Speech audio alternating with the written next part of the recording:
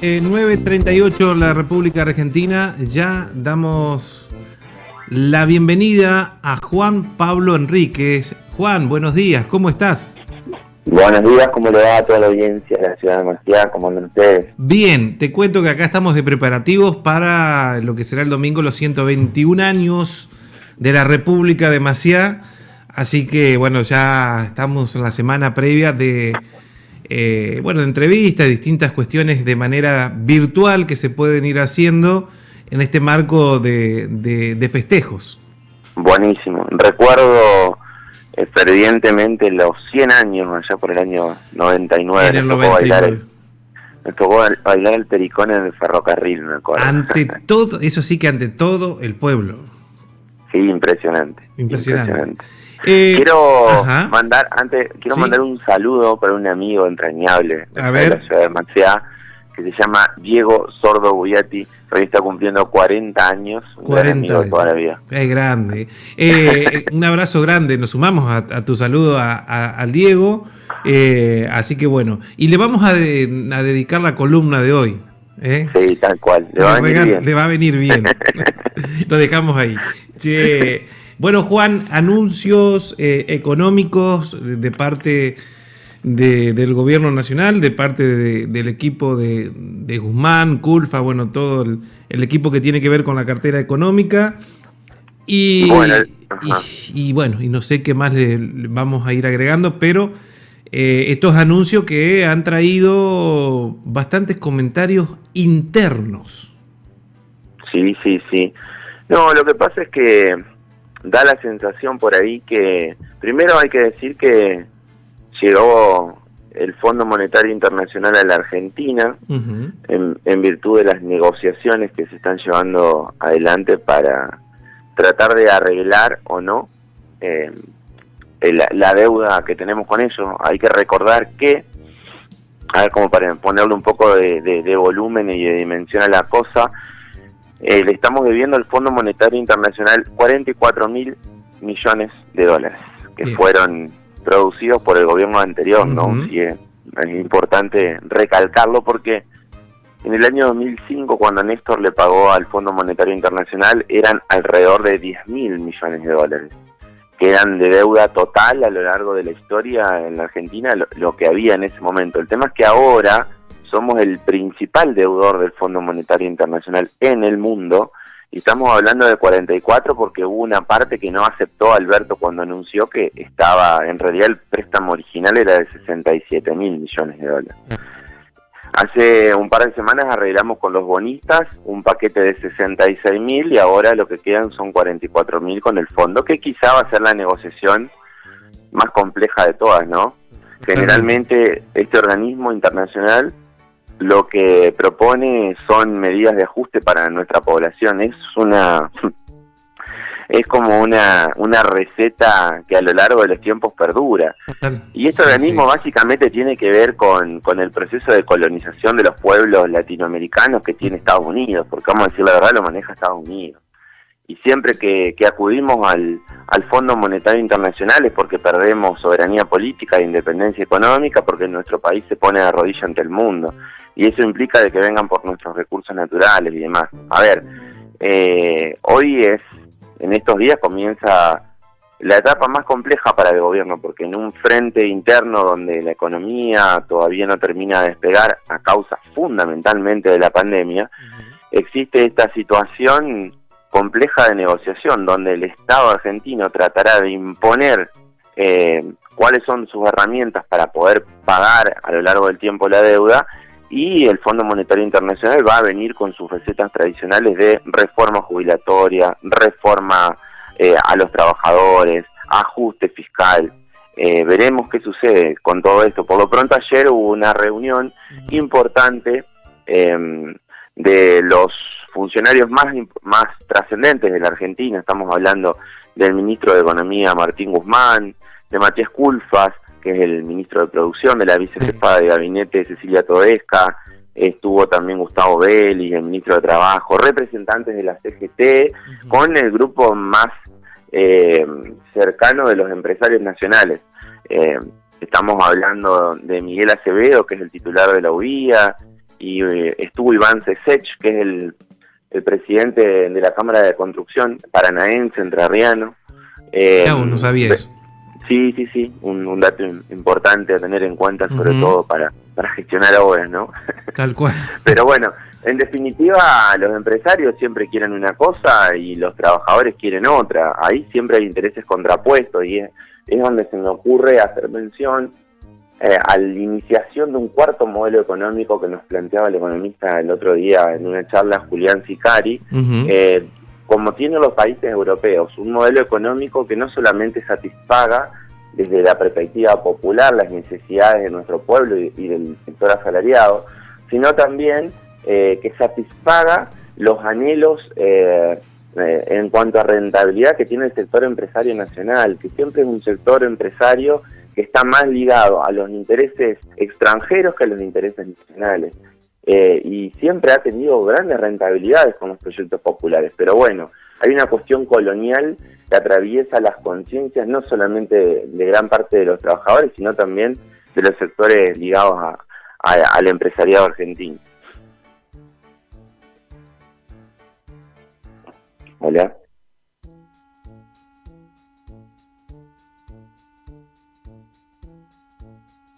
Me parece que se cortó. A ver ahora. Ahora sí. Sí, ahora sí te escucho. Bien, en ese contexto viene el anuncio de económicos y uno escucha a Roberto Navarro, al Rulo de la Torre, a Juan Valerdi, economistas que siempre estuvieron o están ideológicamente parados cerca del gobierno, y los tres coinciden que se está cediendo a las presiones del poder económico. Contanos estos anuncios, y contanos un poquito qué implica haber llegado a estos anuncios. Por ejemplo, el 3% de las retenciones, armonización de las tasas en el Banco Central, pero sobre todo las rebajas a las retenciones. Siempre hablamos de la discusión de poder, ¿no? Claro. Y el poder, que siempre damos en introducción cívica, en formación ética y ciudadana, en nuestros procesos educativos, arranco por acá como para darle una introducción al tema. Siempre se vincula con la cuestión que tiene que ver con el poder político, y nunca se habla del poder legislativo, del poder legislativo sí, pero del poder económico, que es el poder real.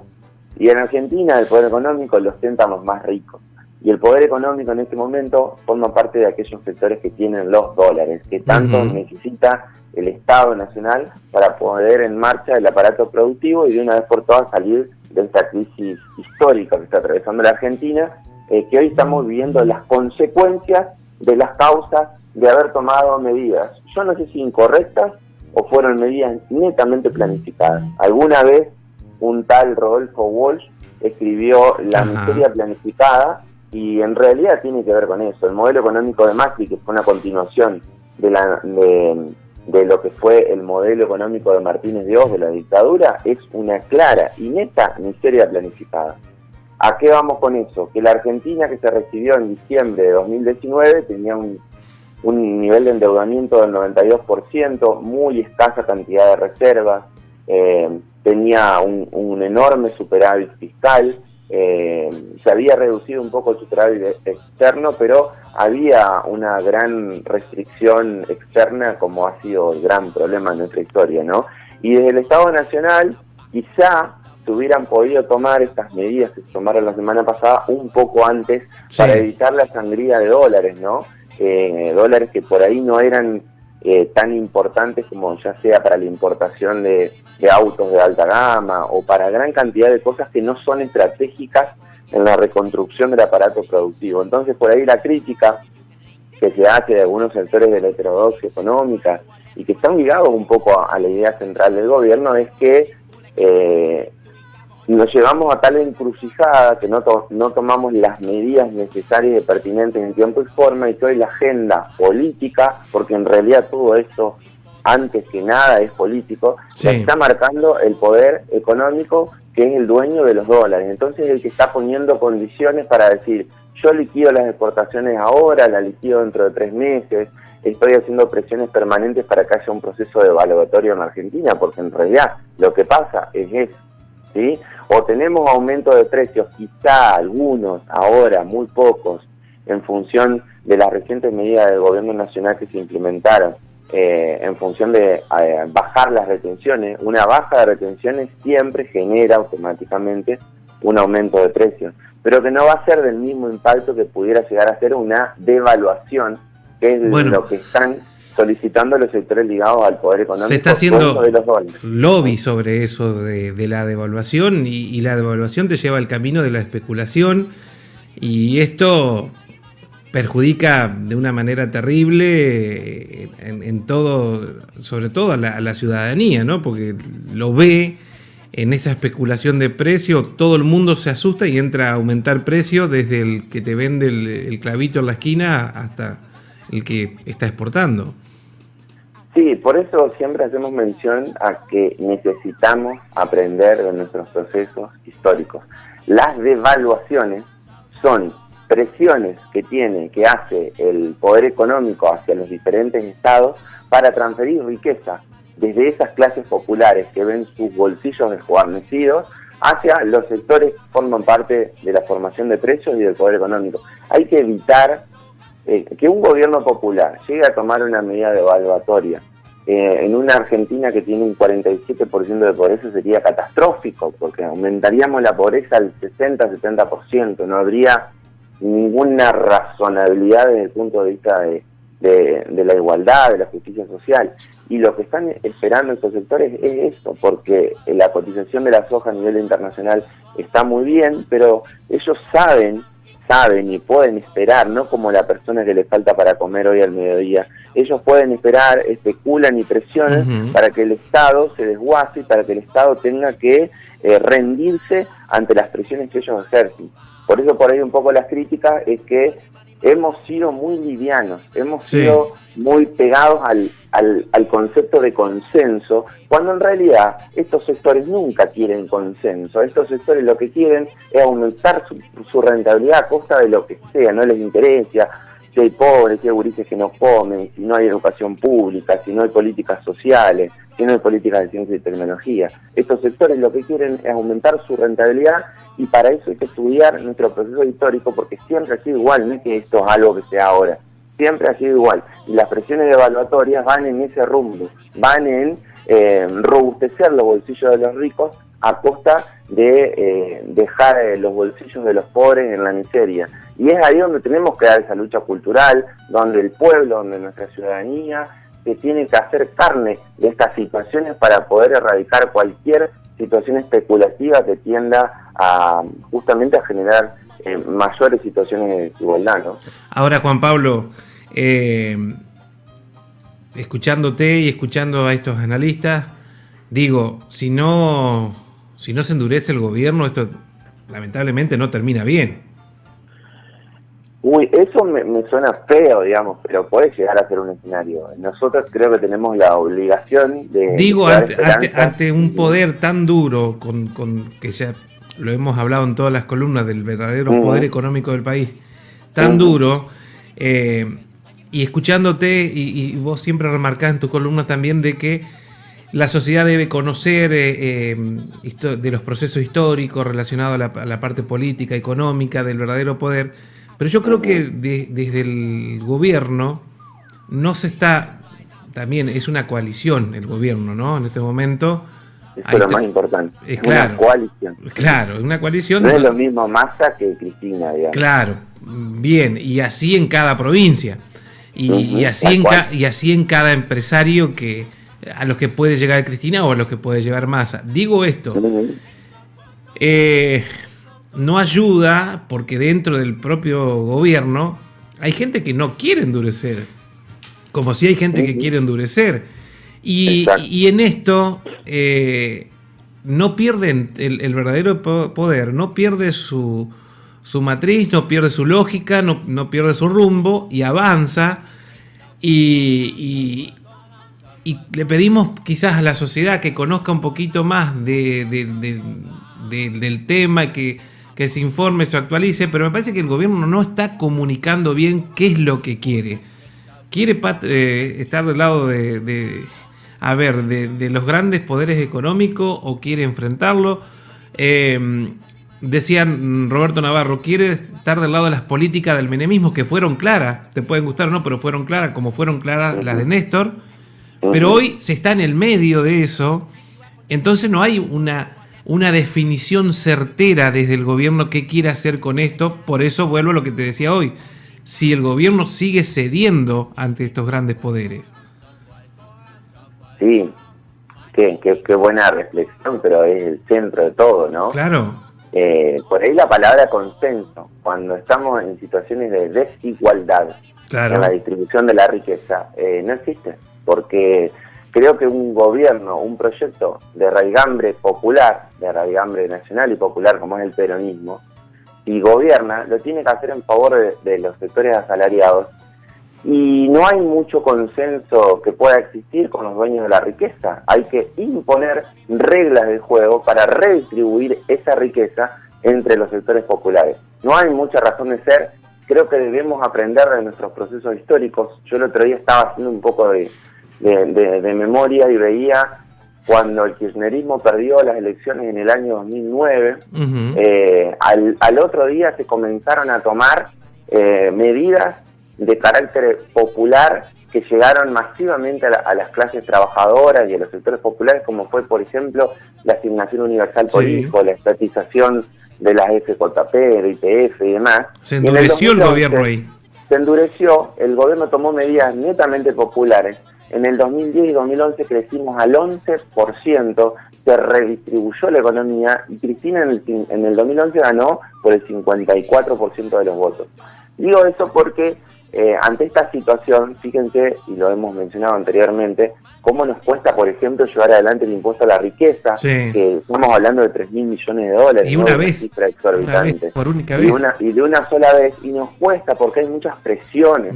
Lo que la mayor parte de nuestra población desconoce es la capacidad de lobby y las presiones que hacen los ricos, que hace ese poder económico, sobre todo sobre los periodistas, sobre quienes forman la opinión de nuestros sectores trabajadores. Digamos, en estos días hay una entrevista muy clara que se dio esta semana entre Martín Guzmán y Antonio Laje, que es un periodista que tiene su matriz más que nada ligada a lo económico, donde Laje lo presiona en el sentido de decir, hay que bajar el gasto público, esa discusión nefasta de siempre, no hay que bajar el gasto público. En realidad, todas las veces que se bajó el gasto público ha sido para empobrecer los bolsillos de los argentinos. No, hay que corregir otras variables.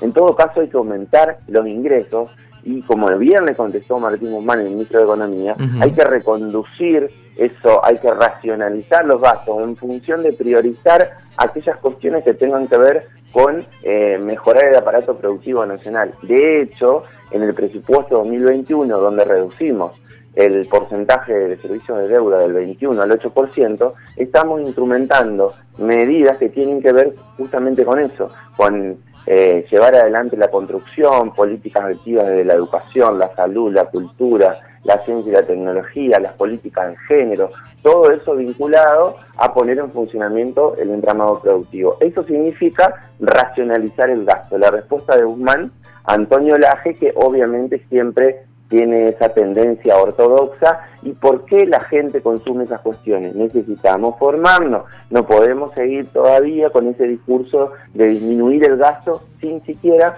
poner en discusión los privilegios de los ricos. Acá el problema es la concentración de la riqueza, no el gasto público. Si seguimos con esa agenda que no tiene nada que ver con las discusiones que hay que dar, estamos más que complicados, porque nunca vamos a encontrar la verdadera solución a nuestros problemas. Ahora, en esa agenda que se marcan en estos medios de comunicación, como vos decís, que son parte del poder económico, yo no vi ni escuché a ningún empresario, a ningún exportador, a nadie relacionado con lo que supuestamente son los beneficios de estos anuncios económicos, hacer lobby, salir en los medios.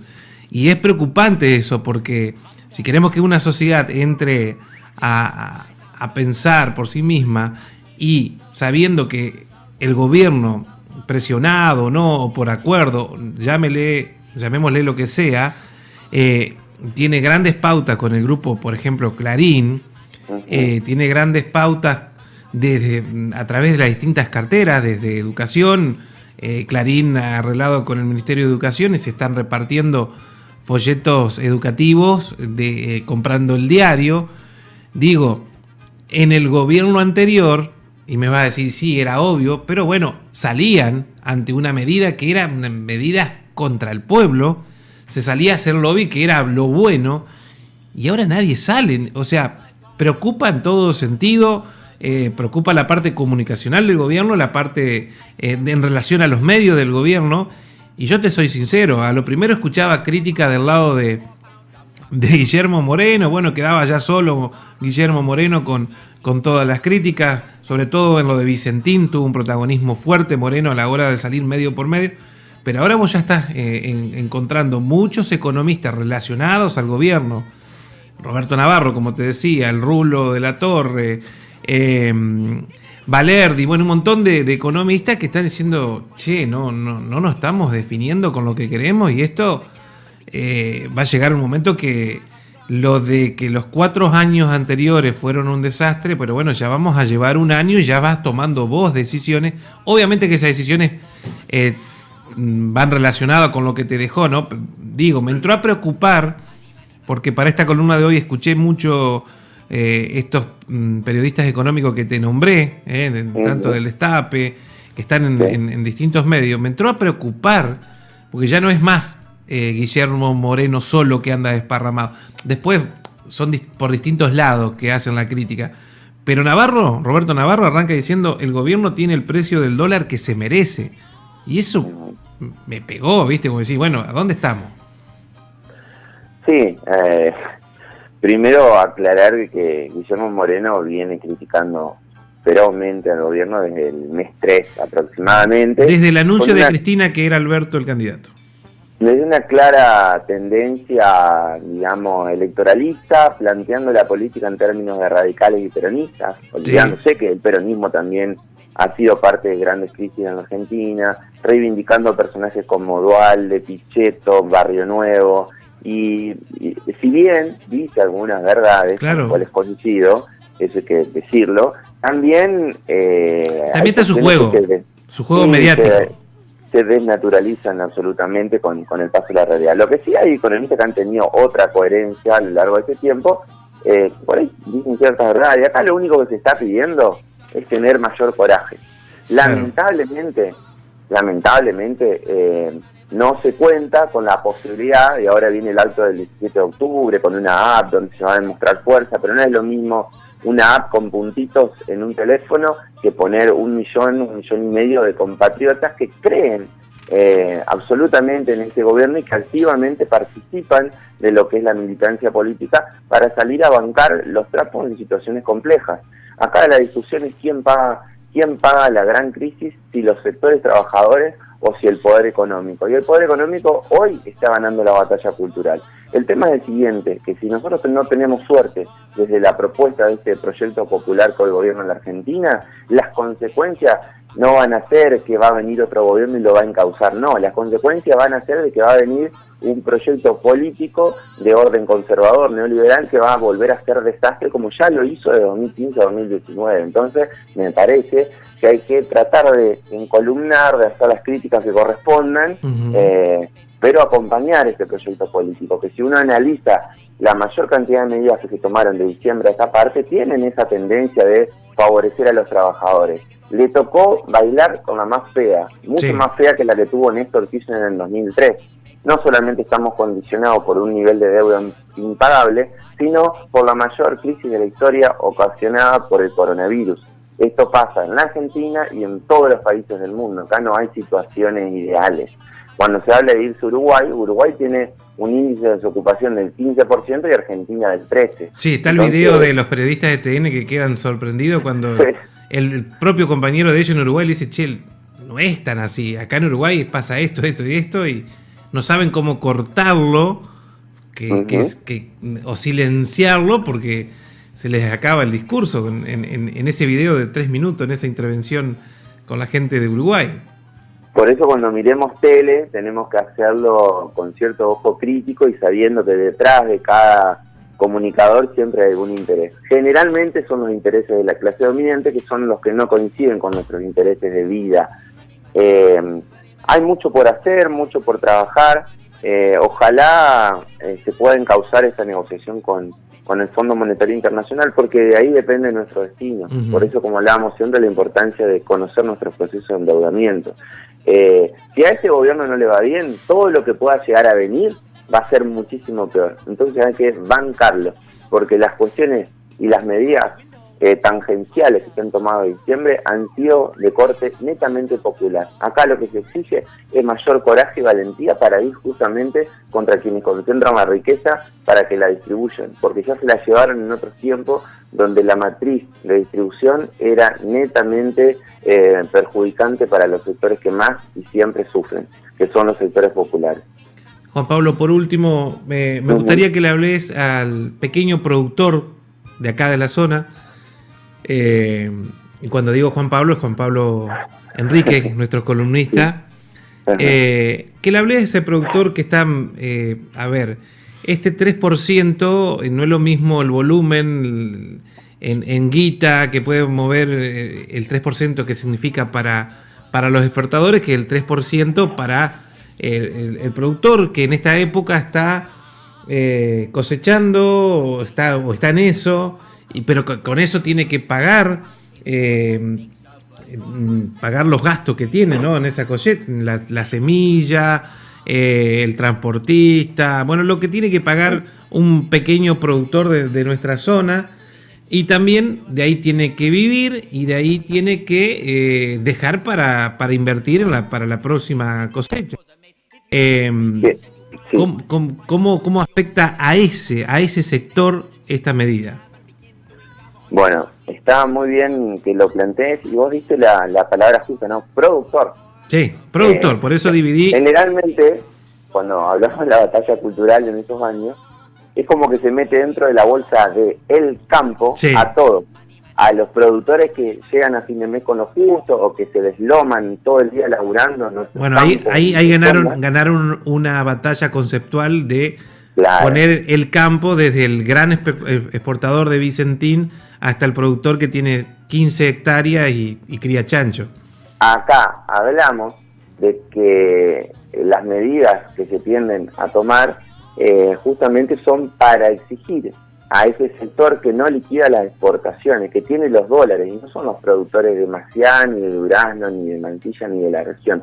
Son las 10 empresas exportadoras más importantes que tiene la Argentina. Al productor de nuestros territorios, lo que le beneficia es que la economía se ponga en marcha, lo que le beneficia es el mercado interno, lo que le beneficia es que los sectores populares y trabajadores tengan recursos en sus bolsillos. ¿Para qué? Para que puedan comprar esa producción, porque nuestros productores de la zona abastecen el mercado interno. Totalmente. Básicamente pasa por ahí. Acá los grandes exportadores son los que se llevan la gran rentabilidad y estamos hablando de discusiones totalmente distintas. Cuando el productor de nuestro territorio empieza a hablar en términos de lenguaje de las 10 empresas que exportan al exterior y se quedan con la rentabilidad extraordinaria, es porque estamos en problemas. El productor lo que necesita es que en nuestra economía haya recursos, que los sectores trabajadores tengan recursos en los bolsillos para que lo puedan invertir en los productos justamente que ellos van generando permanentemente, que no tienen mucho que ver con la cuestión de esa rentabilidad extraordinaria que consiguen aquellos sectores que exportan. Estas medidas justamente tienden a ahuyentar todas las cuestiones especulativas de devaluación para proteger todo lo que tiene que ver con la producción de nuestro sistema nacional. Entonces es muy claro que los productores de nuestra zona debieran estar alertas, pero sobre todo tranquilos de que este proyecto político está tratando por todas las formas de defender la mesa de los argentinos y el valor de la comida en cada uno de los hogares, que es lo más complicado. Hoy en día la industria del alimento y la puja por la concentración de los alimentos es quizá una de las batallas más importantes que hay que dar. nuestros productores se van a beneficiar cuando la economía comience a florecer, que es el sendero que se está intentando realizar por esos días. Juan Pablo, te agradezco por la columna, por económicamente hablando, la economía popular, la economía, ¿por dónde va a andar en lo que queda el resto de la semana? ¿Qué anuncios puede haber? ¿Qué se está trabajando? Digo esto para ir calentando motores para el próximo martes. Sí, la matriz de anuncios ya se acaban de realizar, desde el presupuesto 2021 a estas medidas del Banco Central en cuanto a ciertas restricciones para la compra de divisa y sobre todo acá lo más importante es ver cómo evoluciona este proceso de negociación con el Fondo Monetario Internacional. De eso va a depender gran parte de nuestro destino, así que será importante que estemos atentos y vayamos siguiendo cómo van esas negociaciones con ese organismo que siempre ha sido tan influyente en las políticas que ocasionaron desastres en la Argentina. ¿La academia cuándo juega? No tengo idea, pero entiendo que dentro de muy poco estamos esperando la clasificación, ya estamos, pero no sé, hay que hacer el sorteo, me parece que termina la última. Dependen del sorteo. Nosotros con San Lorenzo estamos jugando amistosos, ¿viste? Así que por eso pregunto cuándo juegan los otros clubes para ver, porque de aquí que juguemos algo se nos va a complicar. Creo que San Lorenzo se tomó a pecho el proceso de endeudamiento de Cambiemos y hoy es el club con mayor cantidad de deuda en la Argentina. La verdad que es algo que van a tener que trabajar el semillero para poner un poco al día las cuentas. Cada técnico que venía a San Lorenzo traía 15, 20 jugadores. Hubo uno que trajo, no sé, hasta 15 colombianos juntos, no sé si en un avión. Y el Pampa Viallo, técnico de las inferiores, fue el que hizo la última mejor campaña de San Lorenzo, que lo clasificó a las copas y todo, con todos chicos de inferiores. Tiene buenos formadores en las juveniles, pero bueno, esto nos invadió el negocio y la deuda es grande, y no se tapa con la imagen de Tinelli presidente. Me parece que nos va a costar salir del endeudamiento que tenemos como club, ¿no? Sí, creo que hay que hacer un fuerte trabajo en inferiores y tener dirigentes que estén a la altura de las circunstancias. Pues en ese sentido Racing ha tenido un gran trabajo a lo largo de los últimos tiempos, está promediando los niveles de endeudamiento, pero tiene uno de los planteles más ricos de la Argentina. Aprendió Racing, porque... Sí, aprendió después de haber sufrido toda la vida. Me lo va a decir a mí. Juan Pablo, un abrazo grande. Saludos para todos. Gracias. Juan Pablo Enríquez en la mañana de La Fonda.